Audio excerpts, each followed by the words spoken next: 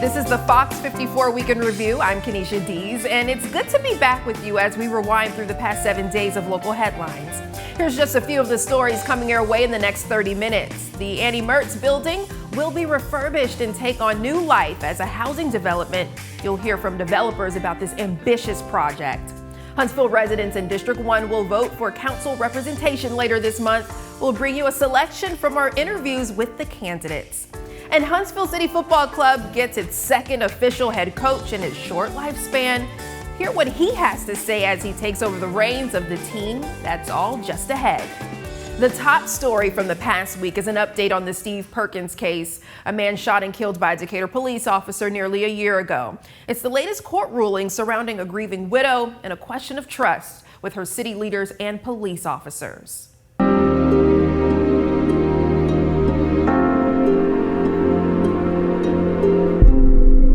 The widow of a Decatur man shot and killed last year by a police officer in front of his home is reeling tonight from news that much of her lawsuit has been dismissed. We first told you at 5:30 that the bulk of that case was rejected by a federal judge who is overseeing the lawsuit filed by the family of Steve Perkins. The dismissal of numerous counts in that lawsuit leaves only a sliver of the case still in play. Judge Corey Mays found that the facts do not show that the non-shooting officers at the Perkins home had the chance to intervene and prevent Officer Mac Marquette from using excessive or deadly force. And because of that finding, the judge ruled those 3 officers are entitled to qualified immunity, which provides a certain level of protection for those in law enforcement who face lawsuits like this. I did reach out to Catrella Perkins following the news, and understandably so. She's not ready to speak on the matter, but a common theme of our past discussions has been the need for accountability in the Decatur Police Department. What do you hope to see? Could you see any mending of community trust here? I think the only way that the community will begin to heal is to make changes in the police department.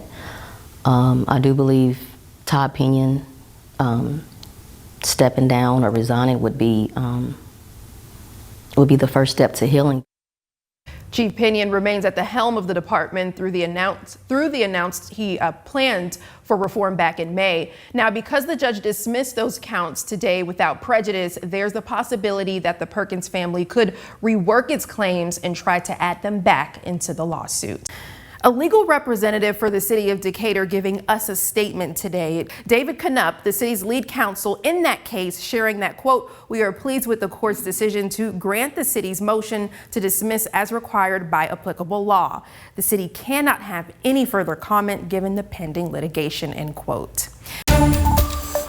And it has been a heavy 10 months, nearly a year since the Steve Perkins case. We've learned today the Morgan County Sheriff's Office, along with the Decatur Police Department, say they hope to bring some healing to the city with a joint event. The agencies are inviting you to what they call a night out with law enforcement.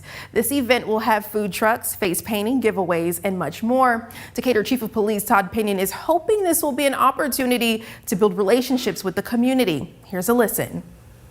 I think with any time, if there's any thing, we want to be able to have just the relationships. It's all about building relationships, yeah. And that's hopefully one step more forward towards helping to heal. And if we can't communicate and have those relationships, then we're never going to be able to heal. This event is set for Saturday, August 24th at the Ingalls Harbor Pavilion from 4 to 8 p.m. The Decatur City Council today upheld the levy of a $5,000 fine against Decatur Morgan EMS for failing to meet the response time goals in the first quarter of the year. According to the Ambulance Regulatory Board, ambulances are supposed to respond to scenes of emergencies within a 13-minute window in 90% of all cases. Decatur Morgan EMS fell short of that standard, coming in at 82%. The council vote passed despite 1 abstention, 1 not present, and 1 dissenting. I think that the majority of the calls, they were within a minute, sometimes maybe 2 minutes of miss, and they were very close to each one of them. I mean, I struggle with penalizing them on something like that. What we're tasked with now is to make a decision. Did they meet the ordinance? And they did not. Councilman Kyle Pike and Jacob Ladner voted in favor of the fine. A 5-point penalty against the ambulance service as well is taken by the City Council. Racking up 26 points within 2 years would result in a recommendation of their license being revoked. Well, if you've driven along Highway 53 at Harvest Road recently, you've probably noticed some construction, and that construction is leading to quite a bit of a congestion in the area. We spoke with the general manager of Domino's near the intersection earlier today, and she says recent construction has been going on for about a week now. That means for a week and counting, deliveries been delayed, and drives that would normally take around 15 minutes are now taking 30 to 45 minutes due to traffic. And that's a big deal for a company like Domino's. We're not able to get to our customers as fast as possible like we're really supposed to and try to. Once they're done, it will help us a lot. It won't be as much traffic as it is coming in the morning times or actually leaving during rush time, so it'll be a lot better for our drivers as well. All right, we spoke with one of the construction workers out there today who says it could be December before construction is finished. We'll keep you updated on the progress. Tonight, we asked the question, is Robert F. Kennedy Jr. automatically on the 2024 presidential ballot? Our sources include Alabama Secretary of State Wes Allen, the Tennessee Secretary of State website, the University of Virginia, the State of Alabama, and Kennedy24.com. It's important to know what an independent candidate truly means. The definition is pretty standard.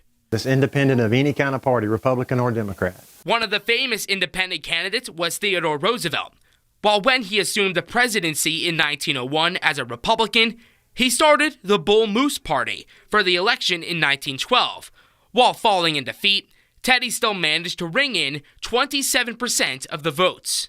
RFK Jr. is running as an independent candidate, but it's not true to say he's automatically been added to the presidential election. So, how does he get on the ticket?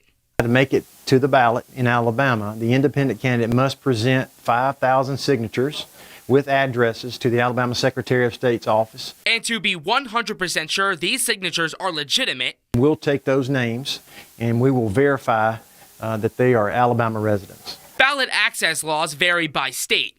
Take Tennessee, for example. They require 25 votes per elector. Because the volunteer state has 11 electoral college members, they only require 275 signatures on a petition. The big thing for petitioners to know about is the deadline to submit their signatures. August 23rd is the date circled on calendars. Robert F. Kennedy Jr., the nephew of John F. Kennedy, is running with California-based Nicole Shanahan. But with any candidate, it's always important to do your research to make sure you make your vote count in November. I would suggest if anybody has any questions about independent candidates to go get on a search engine, look them up, learn more about them. With your Verify, I'm Gabe Glassman. An image that's gone viral several times over the last 7 years is making the rounds again, so let's quickly verify its legitimacy. It's an image of a bag of Publix brand sugar with a badge that says the product is sugar-free. We didn't have to do much digging to determine it's fake. In fact, when you look at the close-up of the image in the lower right hand of the screen, you can see that there's a faint hint of a watermark. We verified that the stock image supplier Shutterstock, that this badge comes from them. So whoever made this viral image copy and pasted the stock image over that bag of sugar. Now we also verified there are no incidents of mislabeling regarding Publix sugar or sugar-free products. Now that led us to these statistics from the U.S. Department of Agriculture regarding food product recalls. Since the start of electronic notices, a combined 999 recalls have been due to some combination of misbranding, mislabeling, or unreported allergens, mostly caused by products going into the wrong packaging. That totals nearly 1/3 more than the number of recalls due to bacterial or chemical contamination. Students in Huntsville went back to class this week, and parents may be feeling a little overwhelmed already. Tonight, our Gabe Glassman was at Campus 805, where an adults-only back-to-school party is being hosted. We are here at the Straight to Ale Brewery, where behind these speakeasy doors, there's a party going on, but only for adults. What you see on your screen right now is a bunch of back-to-school celebrations, decorations, but I'm being told not only is this a party for adults just to get a break, but it's also a party for adults to get a little bit of a taste of their own childhood.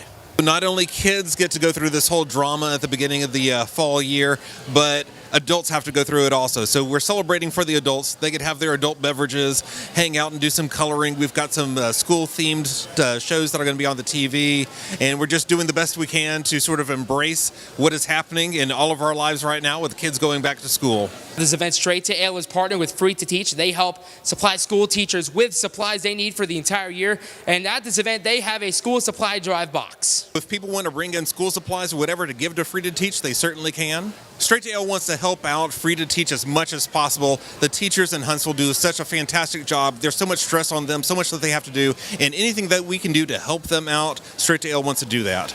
To find out more about Free to Teach and Straight to Ale Brewing, please visit our website, fox54.com. From Straight to Ale Brewing, I'm Gabe Glassman, Fox 54 News. It's a new beginning for an old building. The former Huntsville High School is coming back to life as something else. Let's give you a little backstory. The one-time school is located in the Twickenham neighborhood. The school district sold the property to Huntsville about 2 years ago. Now it's being transformed into a new condominium complex. Our Jasmine Bird shows us what this means for the old school and the neighborhood around it. You're looking at what was once the old Huntsville High School, but in early 2025, it's expected to be transformed into a brand new condominium called the Annie Mertz Condos. It was a city school building, and the majority of the stories I hear from past students here are about when it was Huntsville Middle School. More recently, it was an administrative building for Huntsville City Schools. Broker Ben Nimick says the plan is to make the historic site one of Huntsville's nicest condominium developments. 10 total condo units available, varying from 1 to 3 bedrooms. And of those 10, 3 have sold, pre-sold, so that's great. We still have 7 available. And those do as well range 1 to 3 bedrooms. Andy Kelly isn't just a homeowner in the Twickenham neighborhood. He's a former student at the old Huntsville High School. He's glad to see that the building is being saved. When I first knew of the Annie Mertz Center, it was the Huntsville Junior High School. So I went through school there. All my 3 sisters and my brother went through school there. We're glad it's going to be a home to people, and it's going to be a contributing asset to the neighborhood. Nimick says historically, condos have been hard to come by in Huntsville, and there's no need to worry because the history of this building and its historical look will remain. You don't have to worry about all of that maintenance that goes with these historic homes that surround us right now. Nimick says even with the building's current state, they're still willing to show potential buyers the space and what it looks like right now. They're also willing to walk potential buyers through where rooms will be and what they'll look like. In Huntsville, Jasmine Bird, Fox 54 News. Thank you, Jasmine. The condo units will range from 1 to 3 bedrooms. Prices start around $425,000. Florence residents, this is for you. A more convenient way to pay for your utility bills is coming this month. The city of Florence announced today that a new drive-through utilities payment center will open next Friday on the 16th. It'll be at 365 Seville Street, directly behind Home Depot. The center features 5 drive-through lanes and a drop box for payments. Other service operations, such as starting an account, will remain at Florence City Hall. The current drive-through at City Hall will permanently close next Friday at noon. Huntsville, we're now less than 20 days away from municipal elections. Before you head to the polls, we're introducing you to the candidates on the ballot. Take a look. 3 candidates are in the running. Tonight, you'll meet Michelle Watkins. Watkins has served 2 terms on the Huntsville City School Board. There's also incumbent Devin Keith. And finally, Reggie McKenzie. McKenzie has served on the Community Leadership Committee for the City of Huntsville and also the Huntsville Hospital Healthcare Authority Board. Our Ken McCoy has spoken to each of these candidates. Ken, what's Michelle Watkins' goal for the district? Yes, Kanisha. Watkins shares she is committed to listening to residents' concerns, and in our sit down, she shared she doesn't think current leadership has included the community on big decisions. She also discussed her plans to improve infrastructure, sharing while she has seen improvement, there hasn't been enough, and hopes to bring more to the center of North Huntsville. In order for the district to be respected, integrity has to be respected. And just seeing seeing some of the things going on in district, residents not included in, the decisions and plans that's being made in the district. And if you want the community to feel that they're a part of the community, you have to make them a part of the decisions as well. Remember, the deadline to register to vote in this election is this coming Monday, and Election Day is August 27th. More information on how to secure your vote is at our website at fox54.com. For now, live in the studio, I'm Kim McCoy. Some residents in the Belmina community are pulling out all the stops to head off a proposed rock quarry in their community. Now that proposed rock quarry is said to be put on pause, and a local pastor says the delay is due to a deeper matter than some may think. This is the planned site for the proposed quarry. The holdup centers on whether those trying to move the project forward followed proper protocol for getting the necessary permit. Our Jasmine Bird spoke with one of the leaders of the opposition movement about the latest developments. Some residents in the Belmina community have been fighting a proposed rock quarry in the area for quite some time now. And if you ride past any of the homes or the churches in the area, you may just see a sign like this that says no to the Belmina rock quarry. I even spoke with a pastor in the area who says this fight will continue to stop the quarry, and they're taking it a step further with a Title VI complaint to ADEM. It's really fascinating that ADEM would make the claim that EPA has put a hold on the rock quarry, because that's just simply and emphatically not true. And I think it's because they're trying to hide the fact that a Title VI complaint alleging racial discrimination has been filed against them by the Belmina Ministerial Association, of which I'm a part of. Cody Gillum is a pastor at Belmina Methodist Church, but he's also one of the leading voices against the proposed quarry. He says the Title VI complaint alleging racial discrimination deals with the environmental justice tool used to determine the socioeconomic makeup of Belmina. And when you use that tool provided by the Census Bureau, the page that pops up before you're about to go to the actual tool to use it says, do not use this tool for socioeconomic determination when it comes to a community. And that's exactly what Grayson Carter and Son and ADEM have done. And so we believe that that's an instance, whether intentional or not, of racial discrimination. Dolores Fletcher has lived in the Belmina community since 1990. Fletcher has been against the idea of the rock quarry ever since it was proposed. Not only myself, but all of the neighbors. And we've been going to different meetings and things and trying to just make sure that it does not come in our neighborhood. We have children that have asthma. We have elderly people that have had cancer, that are suffering from bronchitis and heart issues. I reached out to ADEM for comment on the matter, but have yet to receive a response. Pastor Gillum tells us he's also waiting to hear back and get a better understanding of what will happen next in the battle over the quarry. In Belmina, Jasmine Bird, Fox 54 News. The next Belmina Stop the Quarry community update meeting will be held September 19th at 6 p.m. at Belmina Methodist Church. Closed, maybe closed, it's officially reopening. We're talking about the Huntsville pub Shack Nasty's Grubbery and Poorhouse. The pub on Jordan Lane is known for its venue for small-scale rock concerts and its steakhouse and bar. The pub first said it was permanently closing on Monday, even announcing a liquidation sale, but then on yesterday it turned things around, announcing that the Shag is back and will reopen soon. We'll be keeping our eye on its reopening date. Hey everyone, 2024 has not been a solid year for Huntsville City FC. The team currently sits in last place and they played musical chairs with the coaches majority of the season. But today, a positive step in the right direction was finally made. Yeah, Mo, a new era has arrived for the pro soccer team here in the Rocking City exactly 1 month after Huntsville City FC announced the departure of interim manager Christoph Berra. The club has a new head coach. Chris O'Neill is the one tabbed for the job. He is the second head coach in just the 2-year history of HCFC, and he will be the third manager to lead the boys in blue out onto the pitch this season. So what do we know about Chris O'Neill so far? Not much, but a little bit. The Cincinnati, Ohio native has several years of experience coaching at MLS development academies. He most recently served as the U17 head coach for the Inter Miami CF Academy. And before that, he spent 5 years with the Sporting KC Academy coaching the U15 and U17 squads. This will not be O'Neill's first time in the state of Alabama. He actually played soccer at UAB for 3 seasons, and he was the Team Adidas director of the Vestavia Hill Soccer Club. That's down in the Birmingham area. O'Neill takes over a Huntsville City team that has notched just 3 wins this season and that sits in last place in the entire league. I loved Alabama when I was here. I think it's a fantastic state.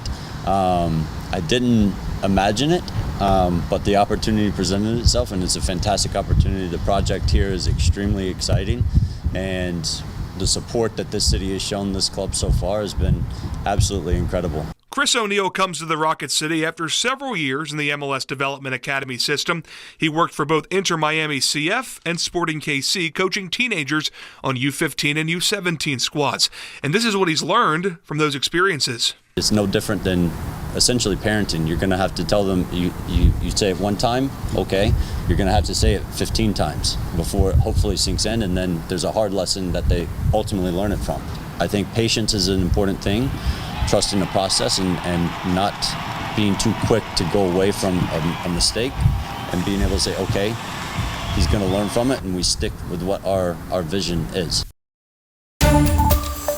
A week's worth of practices are already in the books for the Alabama A&M Bulldogs. They kicked off week 2 by turning up the intensity. Coach Connell Manor and his staff seeing their squad rock the full gear for the first time this preseason, which means that the helmets were cracking and the pads were popping. Besides installation, a big part of the day was spending on just tackling for both the offensive and defensive players. According to Coach Manor, correct tackling will lead to less injuries and at times less penalties. It's all about playing smart.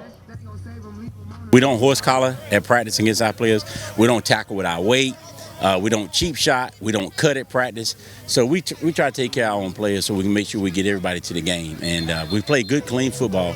And, games, you have to horse collar somebody to save a touchdown, okay? Or if you tackle with your weight in the game, that's fine, but not at practice. We're not going to try to hurt any of our players. Well, nationwide, we're seeing a big shortage of workers in skilled jobs. This includes jobs in construction, which we know well here in the Rocket City. The U.S. Chamber of Commerce says there are too many open jobs and not enough people filling them. Just take a look at this data we gathered from the Chamber. Alabama, in the Navy color, is one of several states seeing the most severe shortage. It's what made a hiring event here in Huntsville today that much more important. Go Build Alabama held an event this afternoon at the JC Community Buildings. Potential employees were welcomed by several companies looking for people to work. Officials say there's never a better time to sign up to start a career in construction. In commercial industrial construction across the state, and especially in Huntsville right now, there's a huge need for people to work in the trades in the construction field. We need right now probably 15 people just at one area. So, the need is very, very high. It is very high. Construction officials report a massive shortage on workers, with the industry needing around 500,000 to meet labor demands. It's an exciting time in Huntsville City Schools because this is the first year in the district in which the school system has rolled out what is known as Artemis Virtual Academy. Artemis is a full-fledged online learning school, and it will be treated just like the other 40-plus schools in the district. The only difference, parents and students will now have the option to engage in teaching and learning virtually. We're calling it a hybrid approach, to where if you're a student and you want to engage in fully online everything and you're doing well in that online environment, hey, stick with it, that's great. However, if you're a student and you may be in need of additional support where it would really help you to come in person once or twice a week to meet with the teacher face-to-face and you can engage and look at a lesson that way, that's absolutely is an option as well. All right, Huntsville City Schools say they want parents and students to know that they are listening and taking their concerns into consideration. Also, students participating in virtual learning opportunities must live in the Huntsville City School District. Madison County, the Board of Education held a special session to vote on an increase of athletic ticket prices. Our Gabe Glassman fills us in on the board's decision. If you've ever attended an athletic event for Madison County Schools in the past and you're planning on going to another one coming up, you may notice an increase in your ticket cost. That was for general admission, no changes to the students. It's a minimal increase for Madison County schools. The Board of Education has voted to raise ticket prices for athletic events. However, this doesn't affect everyone and every sport. For high schools, there will be a $1 raise for general admission tickets, but not for students. For those who only attend football games, the change won't affect you either. The increase applies to every sport besides high school football. Madison County officials currently have varsity sports general admission tickets going for $7. However, the same cannot be said for middle school athletics. Middle schools, it was going to go up $1 for football, $1 for students for all other sports and football. Madison County currently has middle school ticket prices set at $3 for students and $6 for general admission.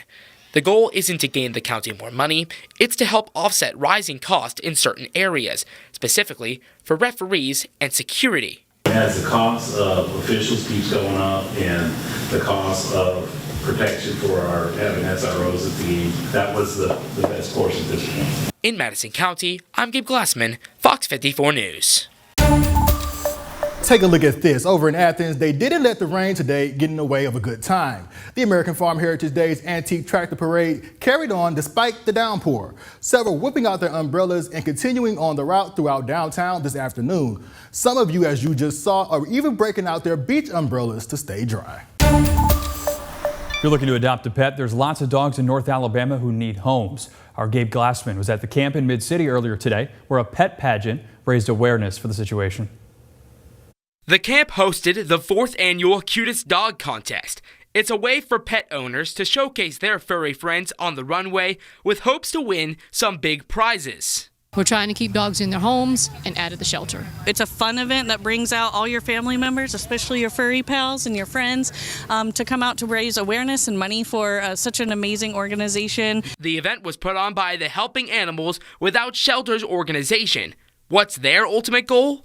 We want to try to help them keep their dog so they don't have to take it to the shelter. For founder Lisa Shedd, it's about educating people on how to properly take care of their pets. We'd like to teach you about proper shelter for your dog and bedding in the wintertime to keep them a little warmer and, kindly, with no judgment, teach them the laws for pet protection. Haws has been a non-profit organization since 2017. People who entered their dog in the contest had to pay a $15 fee. Those proceeds go straight back to helping animals in North Alabama. This is how we raise funds to buy dog houses and straw and flea treatments. Hundreds of dogs are in shelters waiting for a new home in the area. Haws is hoping events like this can raise awareness for people to adopt. In North Alabama, especially in the county, there's a huge need. We want to teach them all of the ways that they can get help to take care of their animal and keep it before they have to dump it. And while this event is to educate and raise awareness, it shows education can come in fun ways. Rescue dogs and get them well cared for and adopted. This is a fun way to raise funds to do that, to help the low-income community, but also fun for the people to bring their dogs and, show them in their costume and win a prize for them. In Huntsville, I'm Gabe Glassman, Fox 54 News.